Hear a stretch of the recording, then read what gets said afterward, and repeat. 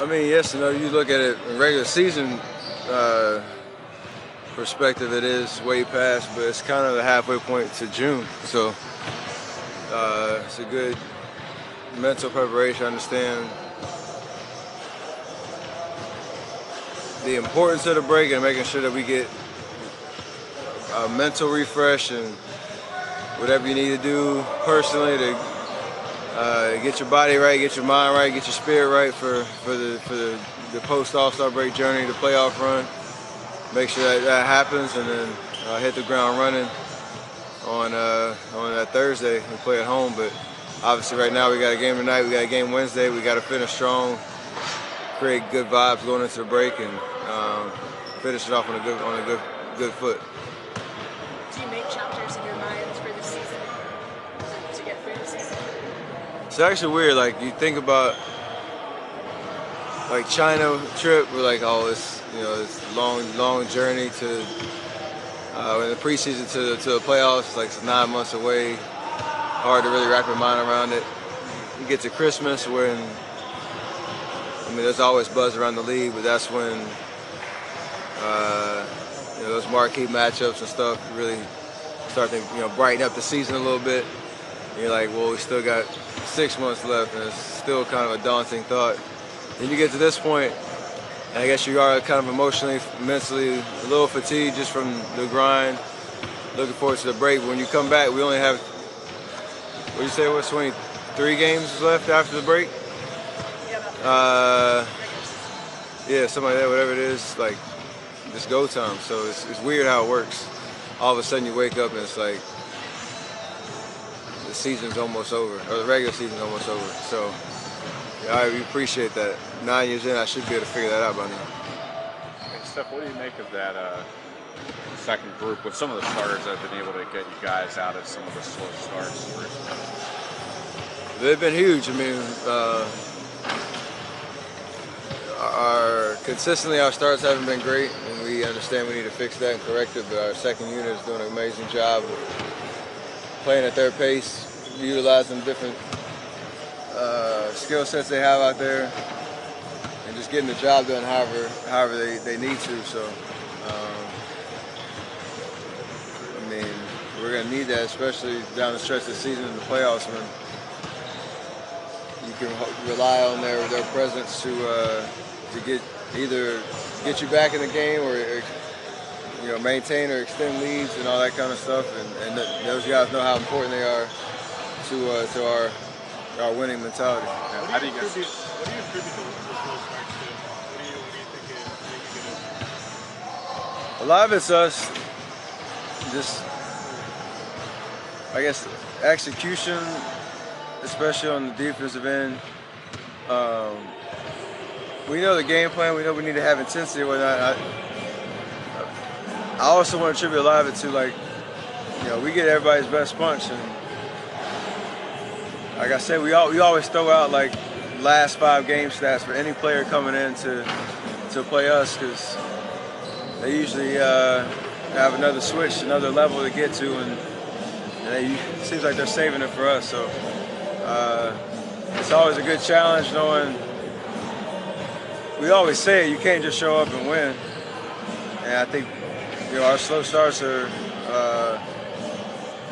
something we need to fix going into the playoffs. Steph, when you first met Draymond, did you ever think he would develop into the type of superstar that he's developed into? I think he redefined what that meant. Like, if you said it from like his rookie year, like whether it showed up in the stat sheet or not, he always found a way to make winning plays and be in the right place at the right time. And you can't teach that stuff. That's just, do you have the ability to understand the game, make impactful plays consistently, and then on top of that, his game can evolve from a skill set standpoint, from a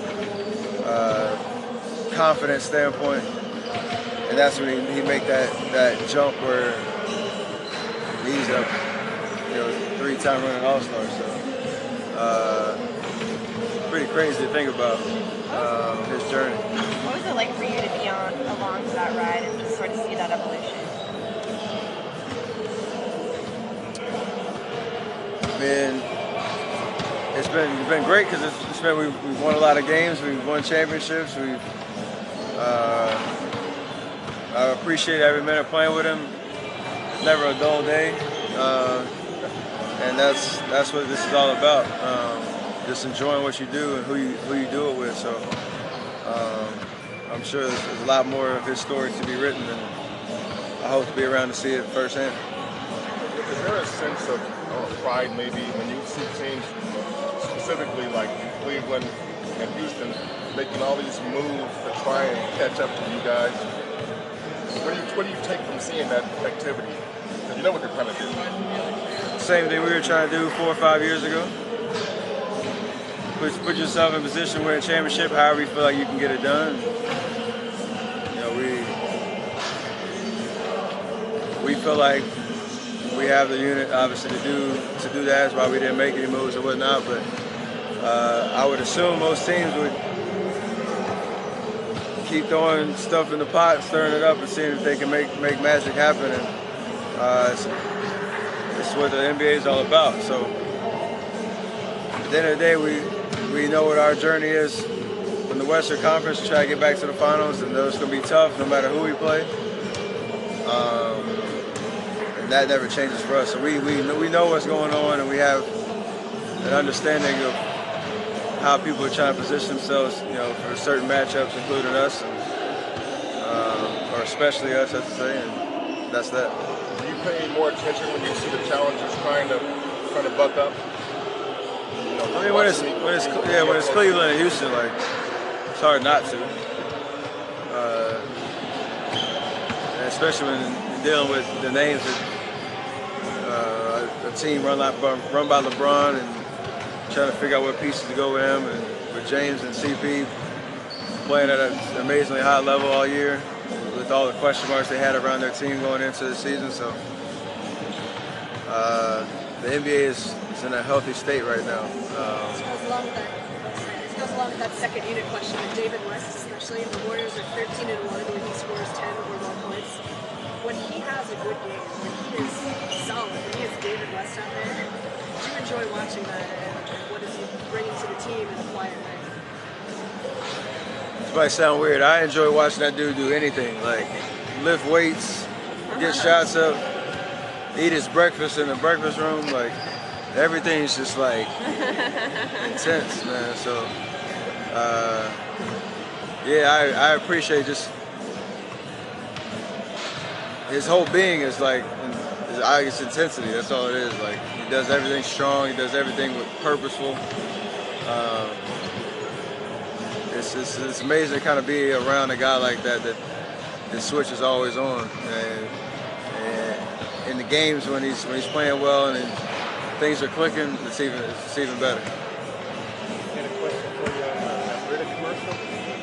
Rudy did that song. Isn't your first name Morgan? It is. I'm on a unofficial first name basis with everybody else. So Stephen, a lot easier to, I guess the Stephen Curry is a lot easier to flow in a song than the other way around.